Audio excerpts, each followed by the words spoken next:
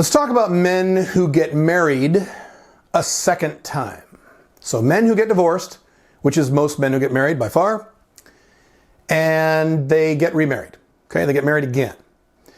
I don't know if you're aware of this. You're free to look this up if you want to confirm this. The divorce rate for men, or people, I should say, who get married a second time is higher than people who get married the first time. And if you think it through, you might expect that to be odd. You might expect the divorce rate of second marriages to be better because, as most people say when they get married a second time, well, this time I'm going to do it right. See, I married the wrong person last time. I thought I was young and stupid. I didn't know what I was doing, and I married the wrong person. So this time it's going to work because now I know what I'm doing. And this woman isn't a total bitch like my first wife. So I've learned from my mistakes. I'm not going to repeat my mistakes, and this time it's going to work, right? However, the problem is, statistically, second marriages have higher divorce rates than first marriages. Now, really quick. Hey, Black Dragon, Caleb, doesn't that apply to you? You got married a second time? Yes, that applies to me. That applies to me. I am married now for a second time. That's why I have an OLTR marriage instead of a traditional monogamous marriage. That way, if I do get divorced, I hope I don't, but if I do, I'm okay. I don't lose a penny. My sex life continues. There's not an issue. That's why I did that. Okay, because I know I'm taking a risk too. See, I'm objective about these things. All right. So why is it that second marriages fail more often than first marriages? The traditional answer is, well, the reason the second marriage fails is because you have now set a precedent in your life that if there's problems in your marriage, you're just going to leave. So you've set the precedent. In other words, you've wired into your subconscious that divorce is now an option. Partially true. That's not inaccurate. That's one reason. I will give you the real reason.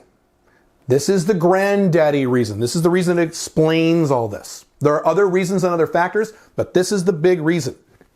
When someone gets divorced, what is usually their opinion as to why they got divorced? What does societal programming reinforce? You got divorced because you married the wrong person, right?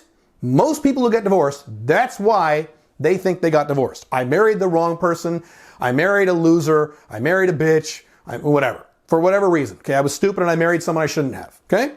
That's why most people think they got divorced, and societal programming reinforces this. You got divorced probably because you married the wrong person. You should have married someone better or nicer or richer or whatever the fuck it is. Okay? That's actually not the reason you got divorced. The reason you got divorced is because, most likely, you got married under a traditional monogamous model where you got legally married, no prenuptial agreement or cohabitation agreement of any kind. You combined all your finances. You promised eternal sexual monogamy so that you said you'll never be sexual with anyone else, and you expected that of the other person. Okay, that's called TMM, traditional monogamous marriage. That system doesn't work anymore. Technically, it never worked because even when the divorce rate was lower, more people cheated. So it was not monogamous. That system is anti-biology. You were never designed to behave long-term in a fashion where you share all of your resources with another human being and where you literally never get sexual with anyone else except one person for the next 57 years of your life straight. That system doesn't work. That's one of the many reasons why the real divorce rate among people who actually get married, not the per capita divorce rate, but the real divorce rate is north of around 76% in most of the Western world. Why? People don't like to stay married under that model forever. They like it for a while, and then they don't like it. Why? Because it's not designed to match our biologies. So the reason you got divorced is not necessarily because you married the wrong person. Now, you could have also had married the wrong person. That's entirely possible. But the main reason you got divorced is because you utilized the wrong system under which to long-term pair bond with another person. That's why you got divorced.